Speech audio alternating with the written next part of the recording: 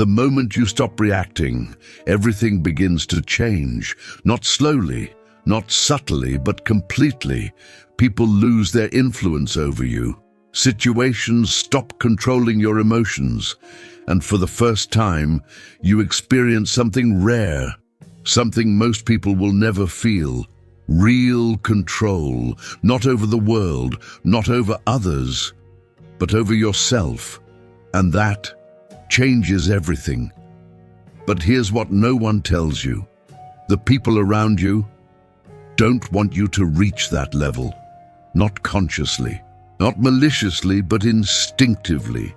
Because when you stop reacting, you become unpredictable, and unpredictable people cannot be controlled. And the world is built on controlling people through their reactions. Think about that for a moment. Every argument someone starts with you is a test. Every insult thrown your way is bait. Every provocative comment, every passive-aggressive remark, every moment of disrespect is an invitation to react. And the moment you accept that invitation, you hand over your power completely, willingly, without even realizing it. Picture this. You're in a meeting. Your boss says something dismissive in front of everyone, something unfair, something designed, whether he knows it or not, to provoke a reaction. Your chest tightens, your jaw clenches, your mind races with everything you want to say. And in that moment, every version of you that still reacts automatically responds, maybe with anger, maybe with sarcasm, maybe with a silence that screams resentment. And just like that, he knows exactly how to move you. Now he has a map of your emotions, a blueprint of your triggers, and every time he needs to, he will use it. That is not a hypothetical. That is happening to most people every single day. At work, in relationships, on social media, online and offline. Someone says something, you feel something, you react, and they learn exactly how to control you. Because every reaction you give is information, and information is power. When you react to criticism, you tell people that your self-worth depends on their opinion. When you react to disrespect, you tell people that their words can move you. When you react to provocation, you tell people exactly which buttons to press. And predictable people are the easiest people in the world to manipulate. Not by enemies, not by strangers, but by the people closest to them. The ones who have had the most time to study their reactions. As Epictetus once said, it's not what happens to you, but how you react to it that matters. But most people misunderstand this. They think it means just stay calm, breathe, count to 10. But it's deeper than that, much deeper. It means you must create distance between the event and your response. A space, a moment, a pause. Because inside that pause, you have power, the power to choose. Without that pause, you are just reacting, like everyone else, like a machine following emotional commands. Most people will never reach this level, not because it's impossible, but because they are addicted to reacting. And I want you to sit with that word, addicted. Because that's exactly what it is. The same brain chemistry that drives any addiction drives emotional reactivity. When something provokes you, your body floods with a surge of neurochemicals, adrenaline, cortisol, and yes, dopamine. That hot rush of saying what you think, of defending yourself, of winning the argument. It feels powerful in the moment. It feels like strength, but it's not strength. It's a reflex, and reflexes can be conditioned. Think about your own life. How many times have you reacted before even understanding what was happening? How many times have you said something you later regretted? How many times did someone else's mood completely change your entire day? A message that irritated you in the morning, and suddenly your whole afternoon is ruined. A comment from someone you barely respect, living rent-free in your head for days. That's not power. That is dependence, emotional dependence. And the more you react, the stronger that dependence becomes. The more automatic it gets. The more other people hold the remote control to your emotional state. You react to opinions. You react to criticism. You react to disrespect. You react to things that don't even matter. Without thinking, without questioning, without control. And you wonder why your life feels like it's constantly being disrupted, why you feel drained, why you feel like you can never get ahead. The answer is this: you cannot build something stable on a foundation that shakes every time someone speaks. Here's something even more uncomfortable. The people who provoke you most effectively are not your enemies. They are the people who know you best, your partner, your family, your closest friends, because they have had years to study you, years to observe which topics make you defensive, which words make you shut down, which tone makes you explode. They don't always do this consciously. Most of the time, it is completely unconscious, but the result is the same. They know exactly how to move you. And if you have never worked on your reactions, you move every single time, automatically, like clockwork. And what's worse is that you have been doing the same to them, because reactive people create reactive relationships. Two people constantly triggering each other, constantly pulling reactions from one another, calling it passion, calling it intensity, when really it is two people who never learn stillness, two people handing control back and forth, neither one ever actually holding it. The Stoics understood this. They did not pursue emotional numbness. They pursued emotional sovereignty, the ability to feel everything and be controlled by nothing, to be moved by life without being swept away by it. That is not indifference. That is mastery. And it changes the nature of every relationship you have. Because when you stop needing others to behave a certain way, in order for you to feel okay, you stop trying to control them. And when you stop trying to control them, something shifts. The relationship breathes. The pressure drops. And people respond to you differently, not because you demanded it, but because you changed. Now let me show you what the other side looks like. Someone insults you directly in front of others. Immediately your mind wants to respond, to defend, to attack, to prove something. But instead, you do nothing. You observe. You stay still. You stay silent. At first it feels uncomfortable, almost wrong, like you are losing, like you should say something, like silence is weakness. But you are not losing. You are winning something far more important. You are winning control, because the moment you don't react, you break the pattern. And when you break the pattern, something shifts. The person who provoked you expected a reaction. They prepared for it. They had responses ready. They knew where this was going. But now, they have nothing, because you gave them nothing.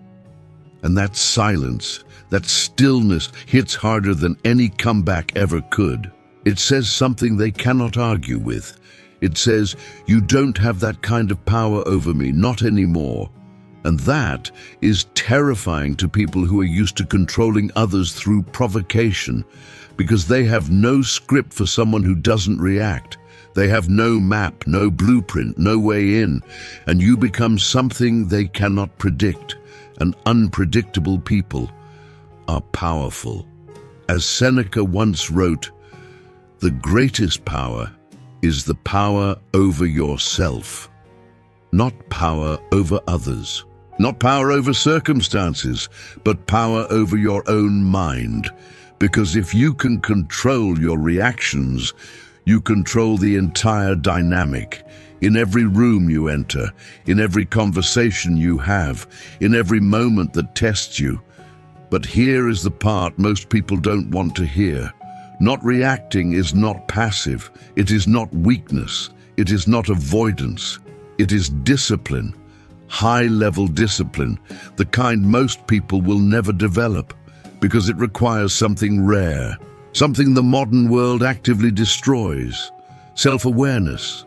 You need to see your emotions as they happen, not after, not in hindsight, in real time.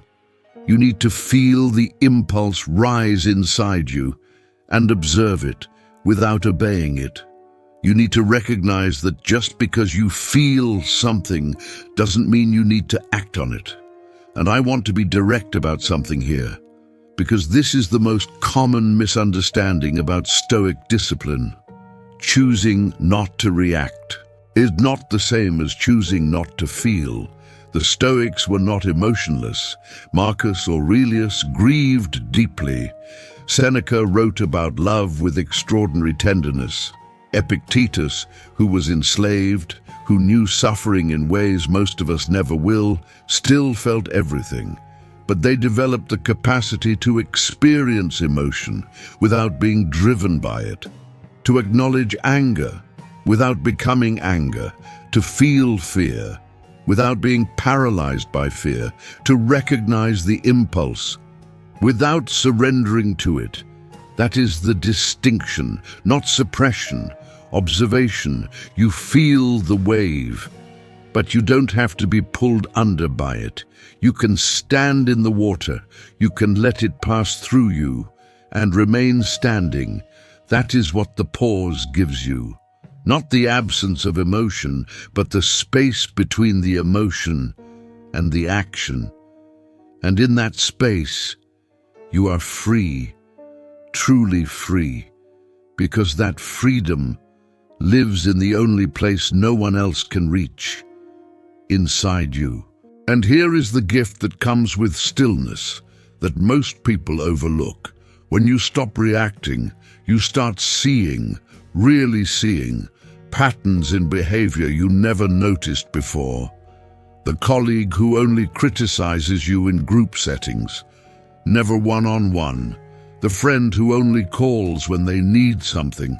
The person whose provocations follow a specific rhythm that you always got swept into before. You start reading the room differently. You start understanding what people want from you before they say a word. You start seeing the manipulation before it reaches you, and that level of awareness is not just emotionally valuable, it is practically powerful in every negotiation, in every difficult conversation, in every situation where someone is trying to gain the upper hand.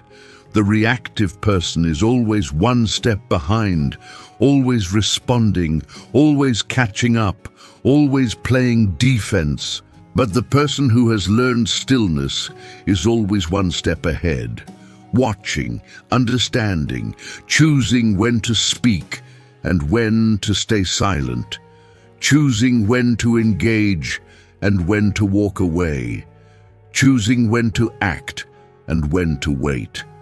And that choice, that deliberate, conscious, earned choice, is the difference between someone life happens to and someone who directs their life.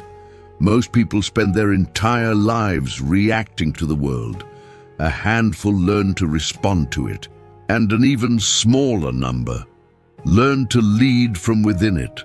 not by controlling everything outside them, but by having complete control over the only thing that was ever truly theirs, their inner world, their responses, their mind. Now I want to talk about the real battle. You will be tested constantly. People will provoke you. Situations will challenge you. Emotions will rise. Your ego will demand a response. And in those moments, you will feel the urge to go back to reacting. And sometimes you will, because your mind is used to it. It has been trained that way, conditioned since childhood, reinforced by every environment you have ever been in.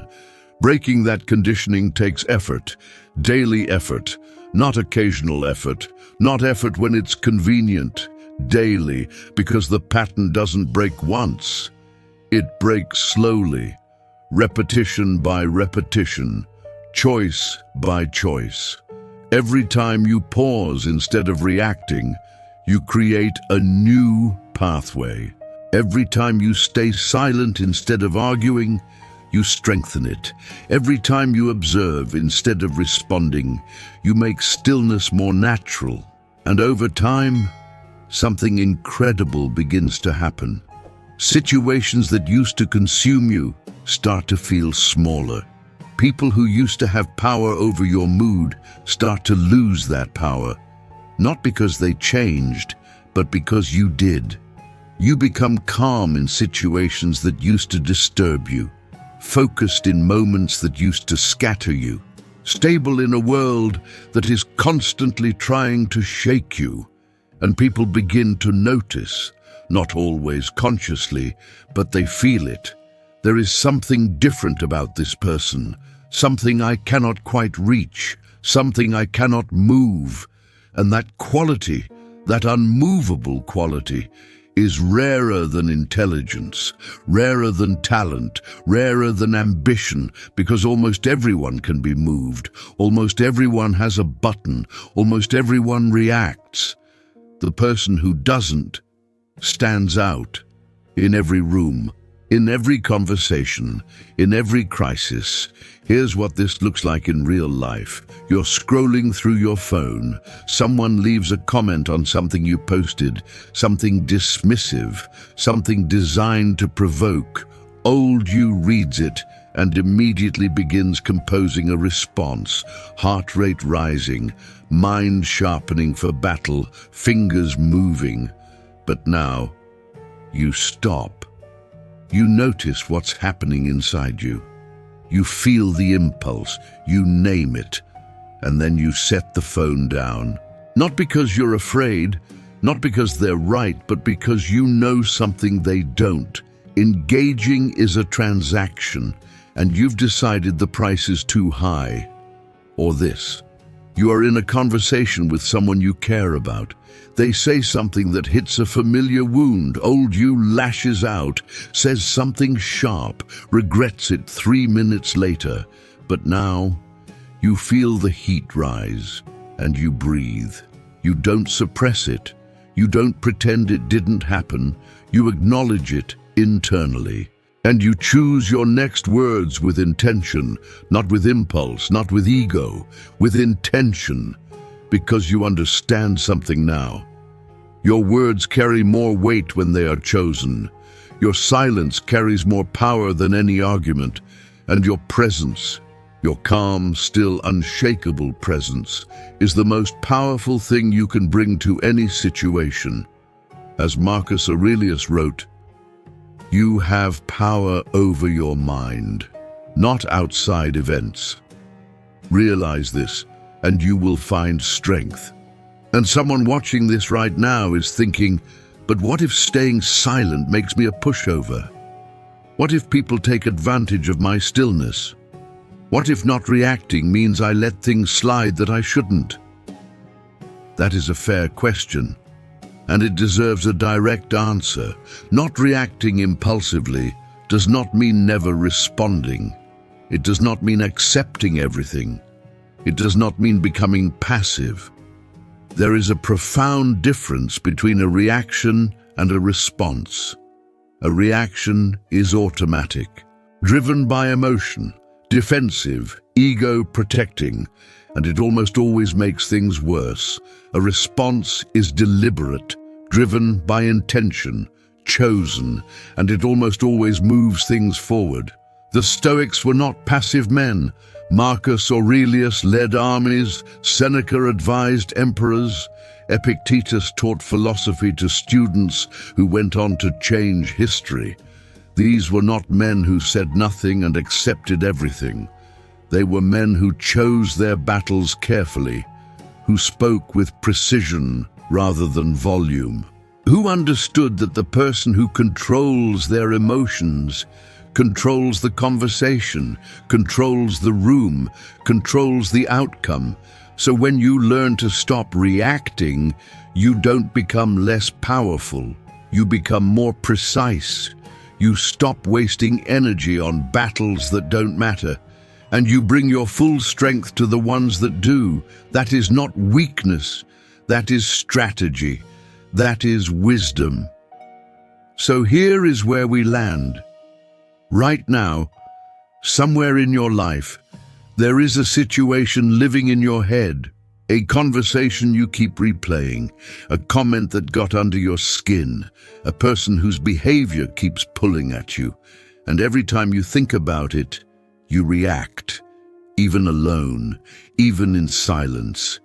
Your heart rate changes, your jaw tightens, your thoughts spiral. That is how deep the conditioning runs. Your own mind has become the provocateur, and that is where the real work begins, not in the difficult conversation, not in the heated moment, but here, right now, in the quiet. Choosing to release what no longer deserves your energy, choosing to stop giving your mental space to things that happened yesterday, or a week ago, or a year ago. Because every moment you spend reacting to the past is a moment stolen from the present. And the present is the only place you actually have power. The Stoics called it the dichotomy of control. Some things are within your control, your thoughts, your responses, your attention, your actions. Everything else is not. And every ounce of energy you pour into what you cannot control is energy taken from what you can. So make the choice, not the easy one, the right one. Stop reacting to what doesn't deserve it. Start directing what does, because every reaction you control is a step toward mastery. Every moment of chosen silence is proof of strength. Every time you stay still when the world wants you to move, you become someone harder to manipulate, harder to destabilize, harder to control. And that person, the one who cannot be easily moved, is someone the world has very little power over. Build that person. Starting now. Not someday. Not when it's easier. Now. Because the moment you stop reacting is the moment everything begins to change. Comment below, I control my reactions. And if you're serious about that, prove it. Not in the comments, in your life. Starting with the very next thing that tries to move you.